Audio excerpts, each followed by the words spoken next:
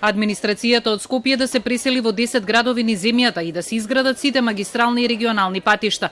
Тоа според анализата на професорот Бојаджиев ќе ја спаси земјата од застрашувачкото темпо на иселување, бидејќи Македонија надвор од Скопје е во фаза на исчезнување.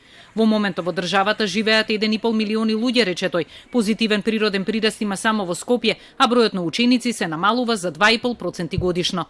Преселување на дел од министерствата во овие 10 градови, Тетово, Гостивар, Охрид, Битола, Прилеп, Велес, Штип, Кочани, Струмица и Куманово, ќе придонесе за развој да сите тие постанат некои мали регионални центри кои што ќе може да влијат на регионален развој на нивната околина. Некој ќе рече дека тоа е прескапо, јас покажам низ анализа дека ваква операција би чинила 10 годишен буџетски дефицит. И на крајот на криштата тоа е политичка волја, буџетскиот дефицит да се користи само за развој на инфраструктурата и за развој на еден ваков проект.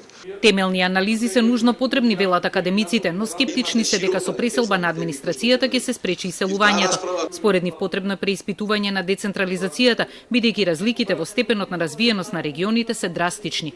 Па имаме ние сигурно 30 општини кои што воопшто немаат фискален капацитет за да бидат општини. И што ќе чекаме од нив, како ќе се развиваме? Нема да го решиме Маријан проблем, моје мислење, но вие ќе го образложите, и со некаква дислокација или реалокација на јавната администрација 145.000 по општини. Прво, како ќе го изведиме? Можеме луѓето со автобус да му решиме сега, Министерство за финансии ќе биде во Прилеп. Досегашните политики на овој план не дадоа светли резултати, вели академик Камбовски. Македонија ќе продолжи забрзано да се празни, па како во Хрватска ќе увезуваме работници, но не од регионот, туку од подалеку.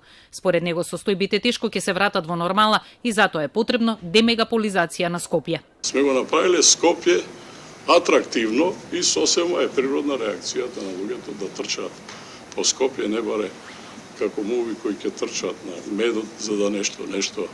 А сето друго нека биде препуштено на сопствената судбина, да се снаоѓа како што знае Јуле.